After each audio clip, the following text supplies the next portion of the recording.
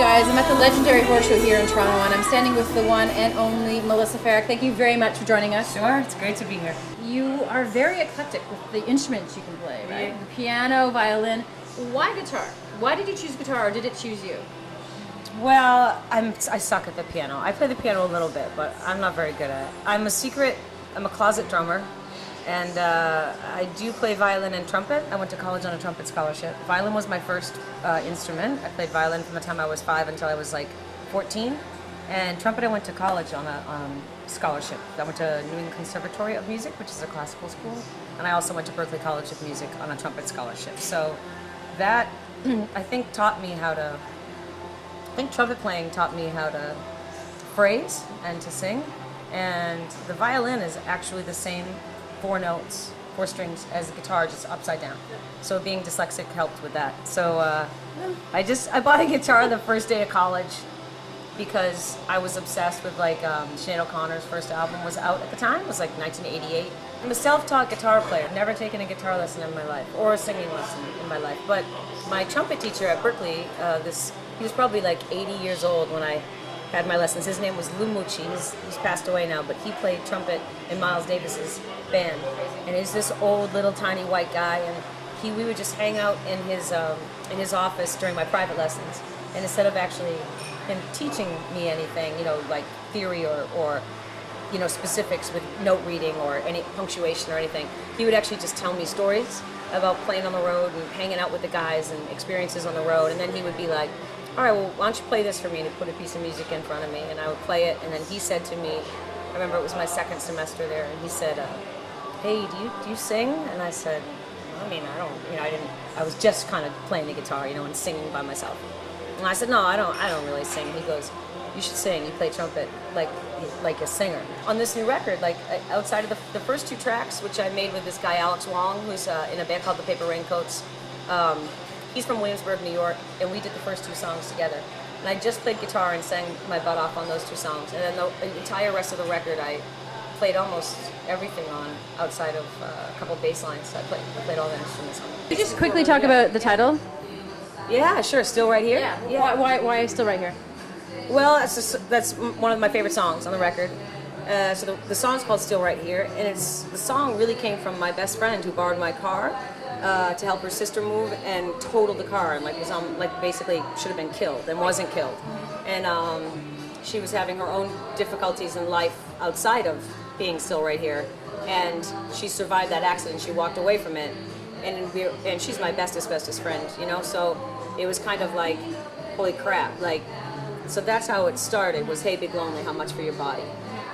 How much for control, and are you ready for complete isolation? Are you ready to watch your kingdom overthrown? And then I realized in the back of my head that the song might be about me, because I knew that I was writing songs that I was now gonna make for a record that I was gonna put out on a record label that wasn't my own, that I was giving up control to some extent. And in actuality, so titling it Still Right Here means a lot of different things. One is that I've been, this being the 10th record, I opened for Morrissey when I was 19, so it's been 20 years of making music, and my first record didn't come out till 93, but in 91 I was on the Morrissey tour, so I don't know how many years that is, but it's a lot. Yeah, it's 20 years, so it just kind of feels like I'm still here, and also for the fans that might have thought that there was something to me signing with Empress, which is an independent record label. It's not like it's not like I sold out. Yeah, I saw that sellout thing is like huge, but no, you did not. Right. And honestly, I think my fans what is a sellout these days anyway? You know what I mean? It's like, I think everybody would be psyched if Pink covered Drive. You know what I mean? That would be awesome. I would be so psyched. Yeah. So I don't really think my fans care about that. You know what I mean? I think what they care about is that I'm with a group of people who are totally helping my record get some exposure, which I haven't had. I've been to Toronto. I didn't know you guys were here. So it's kind of like, all these things are starting to happen that have maybe been waiting for me to have, but I just haven't had the access to it. I haven't known how to contact you guys or get press in that, or get the song on the radio, or make a music video. I made a music video, and now it's going to get out. Huffington Post is launching a gay page that's going to be Huffington Post is going to have a gay page, and they're launching my music video. Your music is something that can resonate with all your fans, and it's consistent, but you're always upping yourself. I hope so. I hope I am. I think on this record particularly, It took me 2 years to write this record, and I worked really hard on the songs.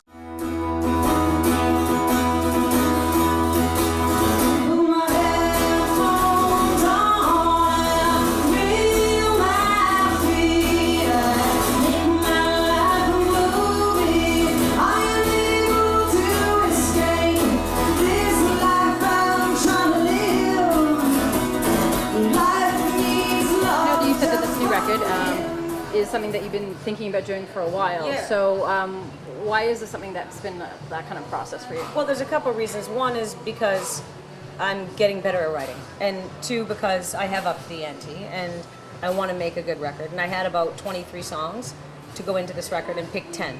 And so for me, when I was making a record a year, the quality of the songs goes down, because you're making a record every 8 months. You're touring, and then you make a record, and then you go back on tour, and you just throw them out there. And so that's why a lot of times records will sound similar, or they're in the same relationship, or you haven't moved out of anything. And so for this one, because there was a writer's block in it, where there was a year and a half where I wasn't writing, and then I was teaching. So I was teaching songwriting at Berkeley in the summers to 14 to 17-year-olds, and that made me focus in on things like structure and bridges and melody and, theory again. And it made me talk to these kids about, like, oh, dude, like, your chorus is your bridge. Like, that's not the strongest part of the song. And so I'm saying this to other people, and these kids are like, oh, that's awesome. Like, thank you so much. You're right. And then they'll play it again, and then the rest of the class will be like, yeah, dude, that's so much better like that, And then I would go home and look at my own song that way. So I think that the structure of doing that for these kids, I took the job because I wasn't writing. And I was going to ask you about, how did you get into this in the first place, teaching? They asked me to do it the first summer when I wasn't writing. And I thought I wasn't going to make records anymore because I wasn't writing. And so I needed a job, I needed to pay my bills. And Berkeley called, and they're my alma mater, and I thought, I went to the 5-week program when I was 16. It's the first time I ever kissed a girl, was at Berkeley, And kissed a girl? Yes, I have. Yes, lots of This girls. just in. Dun, dun, dun. In case you were wondering, I am gay. I am so shocked. Yeah. So I took the gig because it was like a gift out of nowhere. I was like, sure, we'll pay you to come and talk to 14 to 17-year-olds about being a singer-songwriter. And I was like, awesome, it's a summer gig. And then when I got there, I was like, oh, wow, this has been offered because I need this. Thank you so much for joining us. For people who are watching right now, and you have to play an oldie, like an oldie but a goodie, drive. When you do play that and people start going crazy, where do you tap into so your experience is one that's new and fresh every single time? Well, a couple things happen. One is that I do have to play it, and I don't ever want to be... I have toured with musicians before who have had one-hit song, quote-unquote, and complained about having to play it, and me as the opener who would die to have a song on the radio. And I've been like, dude, you're complaining about something you've been wishing for your whole life, you know what I mean? Like, play the song, So I play the song, and so I try to remember that. And then the other thing I try to remember is, I'm really lucky that I have more than one song that's like that. And Drive, when I start to play it, I also look out and I always remember that there's at least one person who's never seen me play it live in that audience. So, and their friend brought them, and they're like, they're freaking out. They're freaking out. She's like, she's gonna play it. I swear to God, she's gonna play it. And then at the end of every show, someone comes up to me and they're like, this is my first time I've ever seen you, and Drive was the first song I heard, and it's my responsibility. Really. See, this is why I love you, because you're spoken like a true musician. It's true. You're doing it for the love of the art, but for the love of the people. Are you hitting on me? I'm not sure.